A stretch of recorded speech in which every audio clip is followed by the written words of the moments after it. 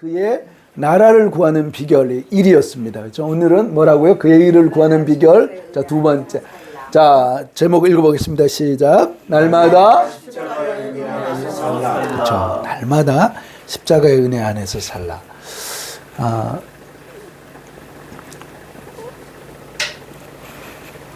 한 복음 광고사에서 만든 참 광고인데 참 기가 막힌 것 같습니다. 예. 김사랑 집사님 무슨 의미인 것 같습니까? 네. 이건 덧셈은 아니고요. 무슨 의미일까요? 힌트. 복음 광고사에서 만든 겁니다. 아무것도 없지만 어때요? 열심히 구독. 십자가 주님으로서 한 분이면은 100. 그렇죠. 예수님 한 분이면 뭐 어떻게 해요? 100점짜리 인생이 된다는 겁니다. 그리고 어떻습니까? 모든 것들을 다 가져도 뭐가 없으면 그렇죠. 맞습니다. 참 광고 잘 만들었죠. 다른 거 뭐 복잡하게 이야기하지 않더라도 정말 멋진 광고라고 이렇게 생각을 합니다. 수많은 말이 필요 없고 이거 하나만 가지고도 복음을 전할 수 있는 참 탁월한 광고다라고 생각합니다. 그래서 제가 이 광고를 보면서 오늘 말씀에 이렇게 이제 적용을 해봤습니다. 자, 2025년 승리하는 한 해의 비결은 뭐다? 십자가. 그렇죠. 십자가라는 거예요. 그렇죠?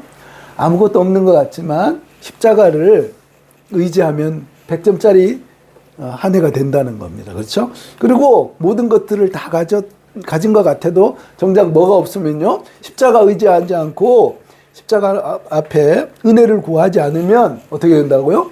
그렇죠. 빵점짜리 한 해를 살아갈 수밖에 없다는 겁니다. 아멘이십니까, 여러분? 그렇죠. 그래서 우리의 표가 뭡니까? 먼저 그의 나라와 의를 구하는 2025년입니다. 그래서 지난주에 우리가 살펴본 것처럼 그의 나라를 구한다라고 하는 게 추상적인 게 아니라는 겁니다. 늘 뭐에 지배를 받는 사람은 하나님의 나라에 사는 거예요. 하나님의 절대적인 말씀에 다스림 가운데 사는 사람은 어때요?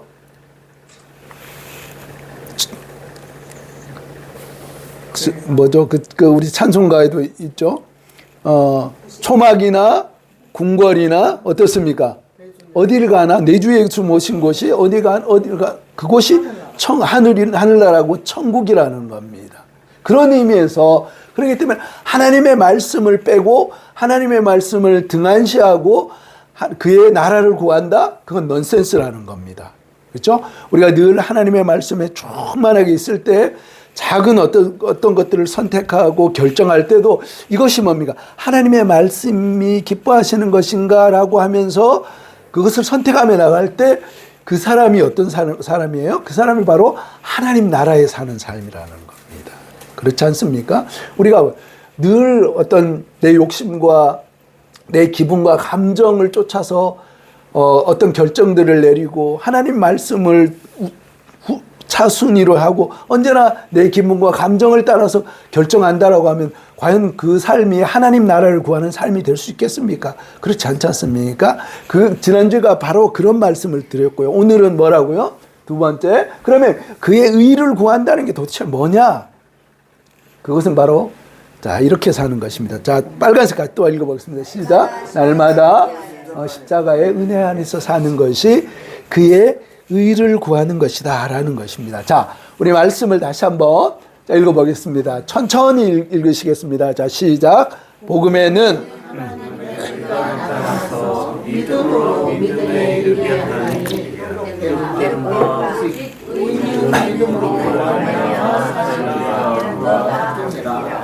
내가 그리스도와 함께 십자가에 못 박혔나니 그런즉 오직 내 안에 그리스도께서 사신 것이다. 이제는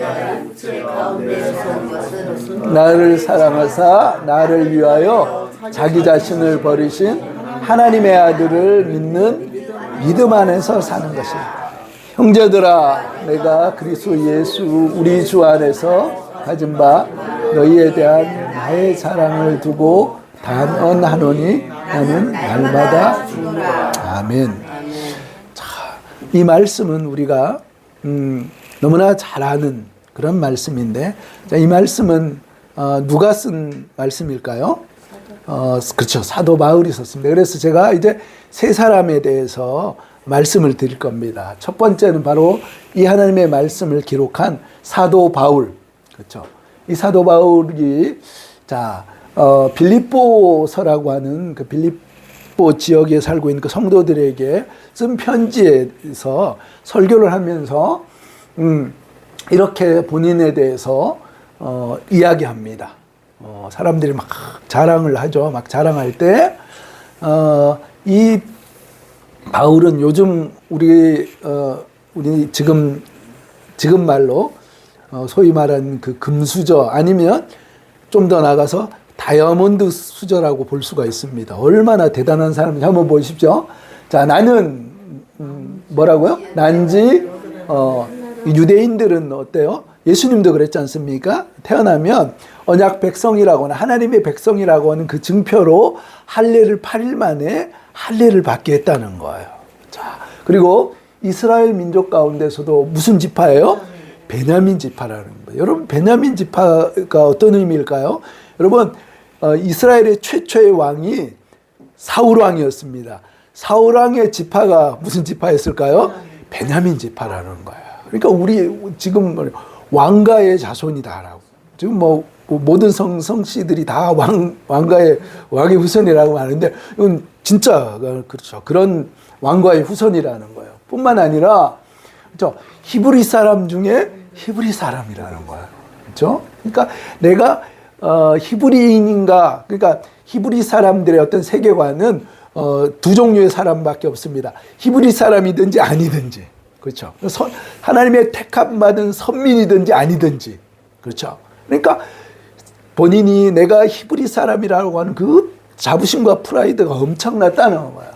그리고 뿐만 아니라 더 나가서 율법으로는 바리새파라는 거예요. 바리새파는 어떤 사람입니까? 뭐 몇 번 말씀드렸지만 얼마나 그들이 하나님의 말씀대로 살고자 하는 열망으로 613가지의 지켜야 될, 그렇죠? 그 율법들을 만들어 가지고 그걸 지키려고 애를 썼다는 겁니다. 여러분, 우리가 하도 바리새파를 욕하기 때문에 바리새파 하면 정 떨어져라고 할 수가 있는데, 그러나 여러분 그 본심은 여러분 우리가 놓치지 않아야 되는 거예요. 아무 생각 없이 살았던 것이 아니라 하나님의 말씀은 어때요? 정말 어찌하든지 지키려고 했던 그들의 순수한 열망, 그것이 변질돼서 오히려 율법 그 자체가 우상이 된 그게 문제지만, 정말 하나님 앞에서 어때요? 내가 하나님의 말씀대로 살아보고자 하는 그 열망은 우리가 본받고 따라야 되는 줄로 믿습니다. 그런 측면에서 그가 바리새파 사람들이라고 하는 것은 엄청난 거죠. 자, 그 다음에 우리 이영복 집사님 한번 읽어주십시오. 자, 뭐라고요? 가로 한 건 한번 읽어주세요. 자, 시작. 가말리엘 선생의 문화에서 예, 계속 읽어주십시오. 네, 감사합니다. 그래서 가말리엘 선생의 문화라고 하는 것은 성경에 이렇게 나와 있다는 것은 뭐예요? 시시한 사람이겠습니까? 아니겠습니까? 대단한 사람. 그 당시에 최고의 뭐예요? 법률학자라는 거. 요즘으로 얘기하면 로스쿨 종신교수 정도 되는 아주 서울대 로스쿨 그 정도의 사람이라. 그러니까 모든 사람들이 그 밑에서 어때요? 교육을 받고 싶어하는 그 제자로서의 그 삶을 살았다는 거예요. 놀랍지 않습니까? 그리고 열성으로는 어떤 사람이에요? 교회를 핍박한 사람인데. 그래서 그가 결론적으로 얘기할 때 나는 어떤 사람이다? 빨간색 읽어보신다. 시작. 율법의 의로는 정말 엄청난 사람이었지 않습니까? 정말 놀라운 사람이 아닐 수가 없습니다. 정말 어디다 내놔도 꿀리지 않는 화려한 커리어를 가지고 있는 이런 사람이었다는 거예요. 그런데요, 이 바울이 이런 화려한 이 모든 것들을 뭐라고 한지 아십니까? 자, 보십시오. 자, 한번 읽어보겠습니다. 시작. 그러나 무엇이든지 내게 유익한 받은 것을 내가 그리스도를 위하여 바로 여기노라. 또한 모든 것을 혀로 여기는 내 주 그리스도를 사랑하는 지식이 가장 우선이니라. 내가 그를 위하여 모든 것을 잃어버리고 배설물로 여김은 그리스도를 땅에서 발견되려니 내가 가지고 있는 율법을 사는 것이 아니요 오직 그리스도를 믿음으로 한 것이니 곧 그런 관계로 나누리라. 여러분 그 화려한 경력들 그렇죠. 그 참 정말 모든 사람이 흠모하는 그 놀라운 바울이 가지고 있는 그 풍성한 것들 그렇죠. 그것을 뭐로 여겼습니까? 해로 여기듯 해로. 모든 것이 그리스도를 아는 그 지식과 그 고상 앞에서는 오히려 그것이 해롭다는 거예요. 심지어 뭐라고까지 이야기합니까? 배설물로 여기다. 여러분 이건 정말 많이 순화한 그런 표현이라는 거예요. 배설물이 뭐예요? 화장실에 그죠? 우리가 먹고 싸는 거.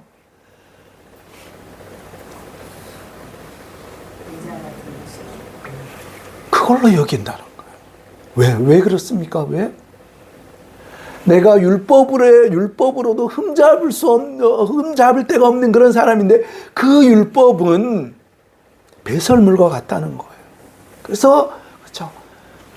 내가 가진 그 의는 내가 오직 붙잡고 의미를 가지고 내가 이제 목숨 걸고 따르고 헌신해야 될 것은 그 율법이 아니라 세상이 주는 그 율법이 아니라 뭐라고요?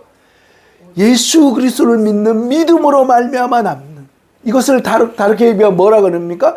십자가의 하나님의 은혜만이 내 모든 것이다 라고 그것이 가장 고상한 지식이다라는 거예요. 사랑하는 성도 여러분, 이 고백이 바울의 고백뿐만 아니라 우리의 고백이 되실 수 있기를 주님의 이름으로 축복합니다. 네. 참, 이 고백만 하나님 앞에 제대로 고백되어지면 우리는 날마다 뭐예요? 그 나라와 의를 구하는 그런 삶 가운데 한 발자국 한 발자국 더 나갈 수 있게 된다는 겁니다. 두 번째 사람 누구라고요? 마르틴 루터.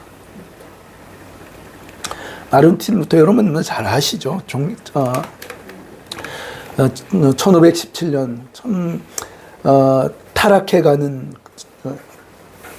중세교회, 카톨릭 교회를 향해서 그렇죠? 비텐베르그 교회 앞에 그렇죠? 그 95개조의 반박문을 써붙이면서 그렇죠? 하나님의 말씀으로 돌아가야 된다. 하나님의 말씀을 이제 오직 믿음으로, 오직 예수님으로, 오직 성경으로, 오직 은혜로, 오직 하나님 중심으로 살아야 된다라고 그렇게 종교개혁을 일으켰던 위대한 하나님의 사람입니다. 자, 그 마르틴 루터가 어떻게 해서 그렇게 될 수 있었는지 여러분 아십니까? 여기 제가 처음에 두 줄 이렇게 썼지 않습니까? 성한나여 나를 구원하소서 내가 수도사가 되겠습니다 라고 하는 이 고백이 어떻게 이루어졌냐면요. 이 마르틴 루터가 친구와 함께 폭우가 내리는 들판을 걷고 있었는데 같이 가던 3명의 친구 중에 자기가 너무 사랑하는 친구 하나가 그만 벼락에 맞아가지고 그 자리에서 즉사를 해버린 거예요. 여러분 한번 생각해 보십시오. 같이 걸어가다가 그렇죠? 친구 하나 금방 살았던 친구가 그렇죠? 그 벼락에 맞아서 죽는 그 현장 가운데 있었을 때 이 루터가 너무나 죽음에 대한 그 두려움 때문에 그때 고백한 거예요. 이거를 뭐라고 했다고요? 성한나는 당시에 뭐예요? 그 수호신 같은 그렇죠? 그런 의미의 사람이었는데 성한나여 나를 구원해 달라고. 내가 뭐가 되겠다고요? 수도사가 되겠습니다라고. 왜? 죽음에 대한 공포와 두려움 때문에. 나도 뭐야? 하나님의 진노 가운데 그 당시에는 뭐예요? 그런 어떤 자연현상을 통해서 그렇죠? 하나님의 징계가 임한다라고 하는 것이 그렇죠?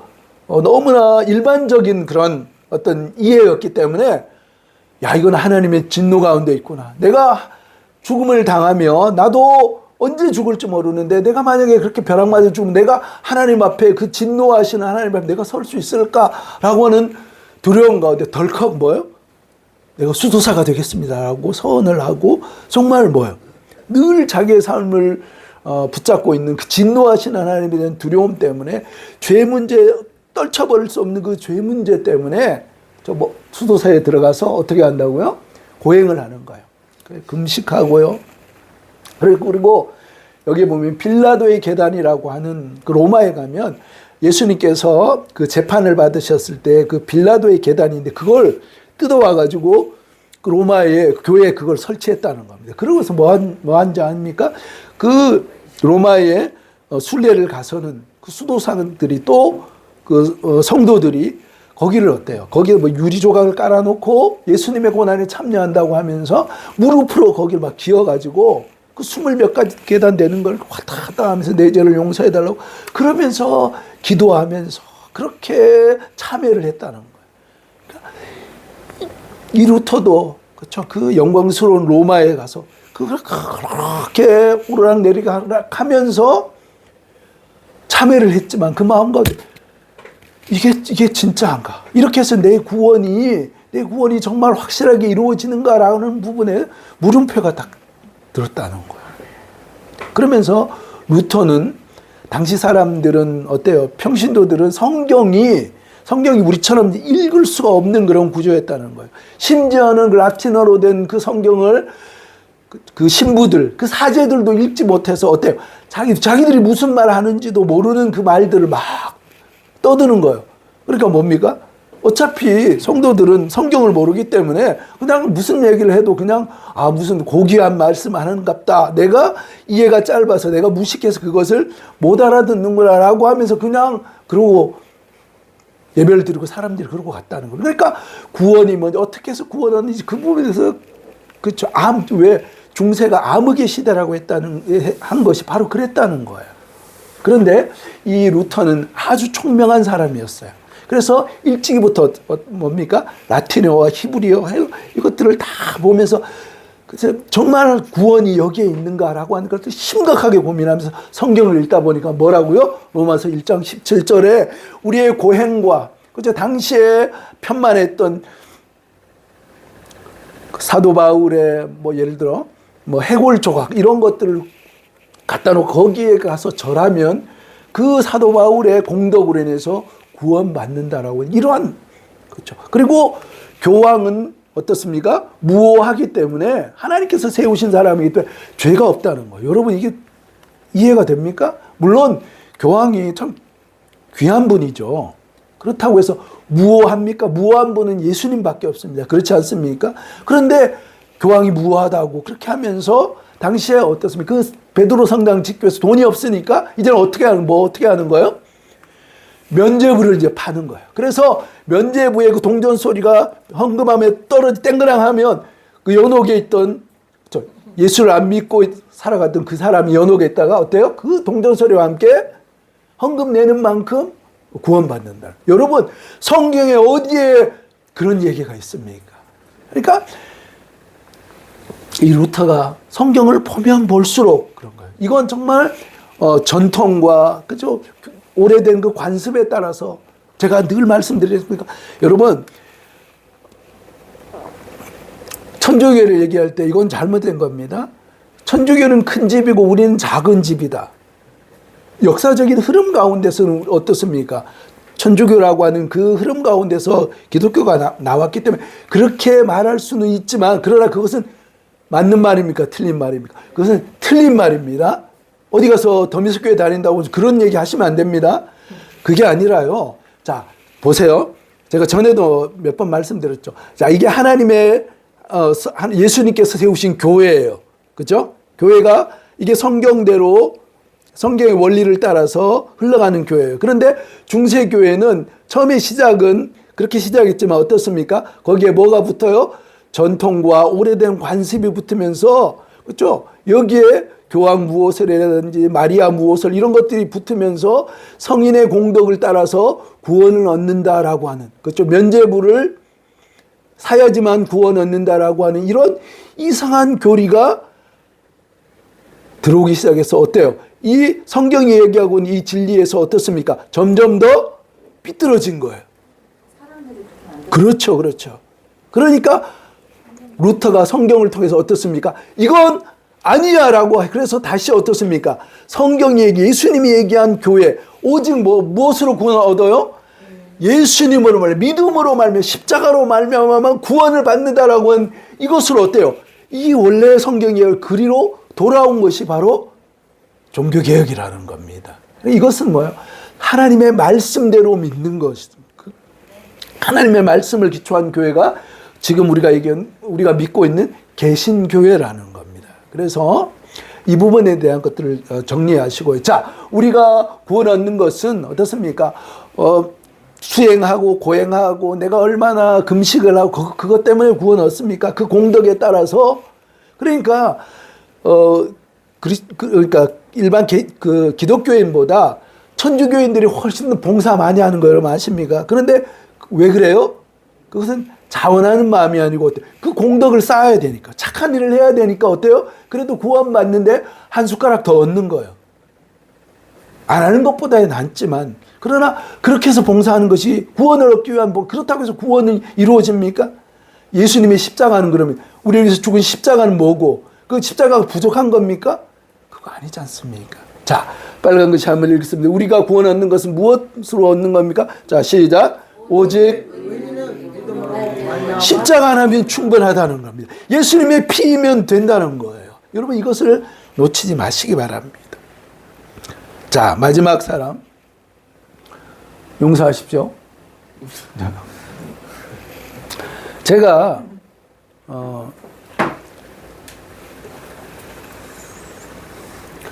이 복음을 이렇게 받았을 때 좀 이해가 안 되는, 처음에 이해가 안 되는 건 바로 이거였습니다. 내가 죄인이라고? 내가 무슨 죄가 그렇게 많냐? 내가 뭘 그렇게 회개할 게 많아? 나는 그래도 다른 사람한테 피해 주지 않고, 맞으면 맞았지, 악의를 가지고 때리거나 그러지 않고, 피해 주지 않고, 나는 그래 법 없이도 살 수 있는 그런 사람인데, 내가 무슨 죄가 그렇게 많아가지고, 그렇게 회개를 해야 되냐라고 하는 그런 마음이 저 가운데 있었다는 거예요. 근데 복음을 깊이 아니까 뭐예요? 자, 같이 한번 읽어보겠습니다. 시작. 나의 구원과 영생을 위해 대신 십자가에 죽으신 예수님의 희생을 부정하며 사는 것이, 제가 지난주에도 말씀드렸죠. 우리 청년 회복 코칭을 하고 있는데 그 청년에게 제가 지난주에 제가 다음 주에 이제 복음을 1:1 우리가 했던 그림전도 이제 할 겁니다. 여러분 기억나실 때 기도해 주세요. 다음 주 수요일 날 예수님 영접을 위해서 초청하고 할 겁니다. 그때 그 친구에게 이야기했죠. 그 친구도 참 착한 친구예요. 근데 가장 큰 죄가 뭔지 아니? 살인한 것도 아니고, 물론 실정법적으로 그건 큰 죄지만 그것보다 가장 큰 죄는 나를 위해서 십자가에서 죽으시고, 그래서 그 아들을 내어주시기까지 내 구원을 위해서 나를 지옥에 안 보내시려고, 그렇죠? 나를 하나님의 백성 삼아서 영광스러운 그 삶을 살기를 위해서 그 아들의 목숨을 끊어서까지도 주신 그 사랑을 거부하면서 살아가는, 그것이 지옥 갈 가장 큰 죄다라고 이렇게 이야기해 줬습니다. 여러분 그렇지 않습니까? 여러분 그렇습니다. 예수님을, 날 위해서 죽으신 그 예수님을 믿지 않는 것, 그것이 가장 큰 교만이고, 하나님께서 지옥 보내신 이유는 바로 그거 하나밖에 없다는 거예요.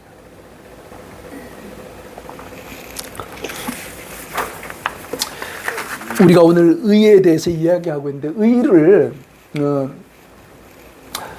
디카이오수네라고 하는 그런 말인데, 영어로 얘기하면 righteousness라고 하는 그런 말입니다. 이 의는 뭐예요? 이걸 한마디로 잘 우리 옥하는 목사님께서 이렇게 정리를 해주셨는데, 뭐라고요? 같이 한번 읽어보겠습니다. 시작. 우리 삶의 전 영역 속에서 하나님을, 그렇죠. 너무나 정리를 잘 해주셨어요. 그런데 거기까지입니다. 여러분 근데 한번 생각해 보십시오. 우리가 전 삶의 전 영역 속에서 과연 하나님의 뜻에 일치하게 행하기를 소원은 하죠. 근데 여러분 그렇게 살 수 있습니까? 그런 의를 행하면서 살 수 있습니까?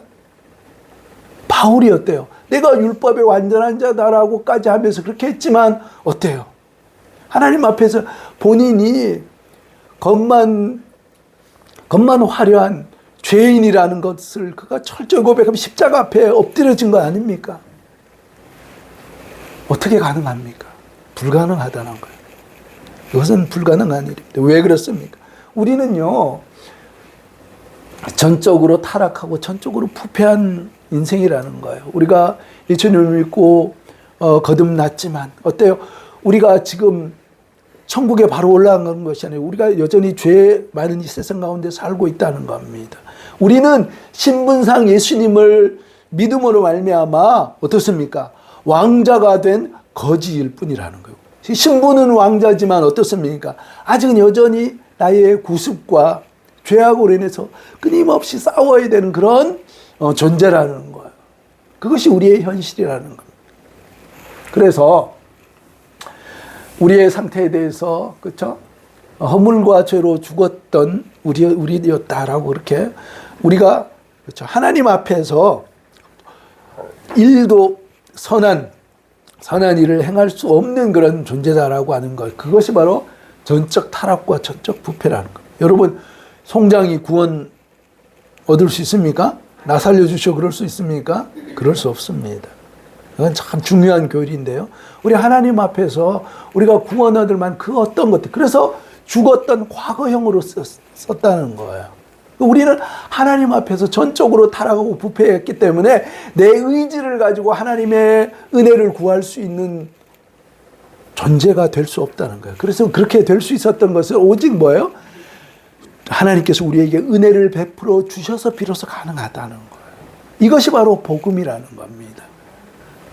그렇죠? 내가 뭔가 구원하려면 뭔가가 있다라고 하는 그것이 알미니안이라는 거예요. 그것이 자력 구원이라는 거예요. 그것은 아닙니다, 여러분. 죽었어. 송장이었어요. 하나님께서 송장이었던 하나님 은혜 앞에 일도 반응할 수 없던 우리들에게 은혜를 베풀어 주셔가지고 일방적인 은혜, 그죠? 불가항력적인 그 은혜를 우리에게 부어주셔서 우리를 택하시고 우리에게 구원의 빛을 비춰주셔서 우리가 하나님의 은혜 가운데 거하게 됐다는 거예요. 지금 우리가 약한 세상을 살아가면서 똑같습니다. 지금도 우리가 뭐예요? 뭔가를 할 수 있다라고 하면 우리 속에 교만이라는 거예요. 내가 뭔가를 나는 그래도 한다면 하는 사람이요. 이러면요. 아직 뭐예요? 하나님 은혜를 제대로 체험하지 못했다라고 이야기할 수. 나는 아무것도 할 수 없어요. 자, 우리 말씀 같이 보겠습니다. 뭐라고요? 성경은 뭐라고 얘기합니까? 의인은 없나니 한 반명 정도는 있는 거 아닙니까? 하나도 없어. 또 뭐라고요? 대로 우리는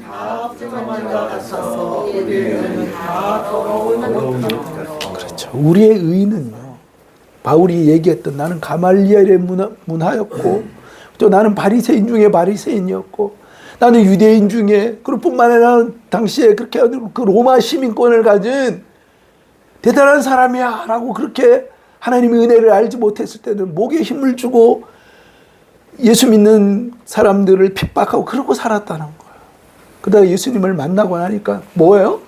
우리의 의가 더러운 옷이에요. 이사야 선지자에게 다시 한번 제가 말씀드립니다. 여기의 의는 너무 이건 순화된 표현이라는 거 아닙니까? 이 더러운 의는 어때요? 우리가 상처가 나면 이렇게 고름이 덕지덕지 붙는 그 딱지가 있지 않습니까? 그 뜯으면 어때요?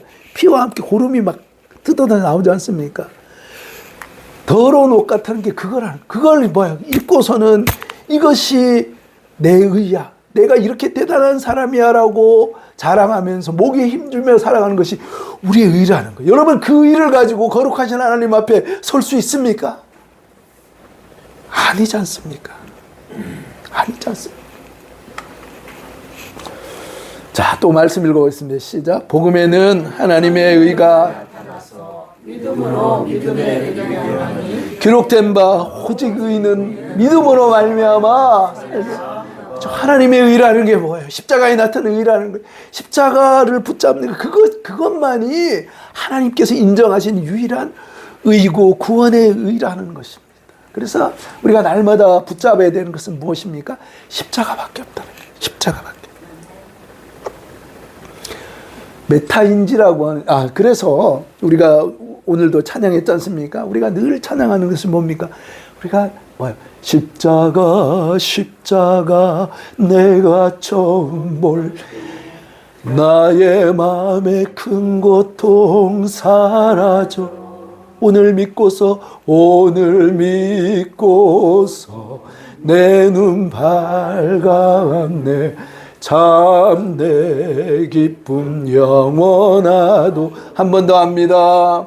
십자가 십자가 내가 처음 볼 때에 나의 마음의 큰 고통 사라져 오늘 믿고서 내 눈 밝아왔네 참 내 기쁨 영원하도다. 우리가 붙잡아야 될 것은 뭐예요? 십자가밖에 없는 줄로 믿습니다. 그래서 메타인지라는 것은 뭐라고요? 내가 무엇을 아는지 모르는지를 아는 것. 그게 바로 메타인지입니다. 그러니까 공부 잘하고 똑똑한 친구들은 소위 그렇죠? 좀 공부 좀 한다는 친구들 메타인지가 높을까요? 낮을까요? 높다는 겁니다. 근데 메타인지가 낮은 친구들은 뭡니까? 내가 뭘 모르는지 모르기 때문에 그렇죠? 왜 해야 되는지를 모르기 때문에 그러고 그냥 산다는 거예요. 이것처럼 우리가 영적 메타인지가 우리 가운데 필요하다는 거예요. 그렇죠? 여러분 우리의 영적 메타인지는 어떻습니까? 그러면 나 정도 그렇죠? 이 정도 어떤 신앙의 연수면 뭐 2025년 웬만큼 그냥 살 수 있습니까? 나는 한다면 하는 사람이기 때문에 그렇죠? 나는 십자가 없이 그렇게 살 수 있습니까? 우리가 어떻게 하면 2025년을 승리할 수 있을까요? 나를 믿으면요. 더러운 자기 같은 것들을 우리 의지하면 그 반대 극부적으로 십자가를 의지하지 않을 수밖에 없어요. 우리가 2025년을 살아가면서 여러분 날마다 승리만 하겠습니까? 오늘 마음을 강하게 먹어도 이제 뭐 5분 후 10분 후에 또 넘어질 수밖에 없어요. 그게 우리의 영적인 현주소라고 하는 것들 하나님 앞에 정직하게 고백해야 되는 거예요. 그러고 나서 뭘 합니까? 나는 안 되는구나 하고 포기합니까? 다시 뭐예요? 십자가 붙잡아야죠. 다시 하나님의 은혜를 붙잡아야죠. 그래서 사도 바울은 자신의 자전적인 고백입니다. 너무나 잘하는 같이 한번 읽어보겠습니다. 시작. 내가 그리스도와 함께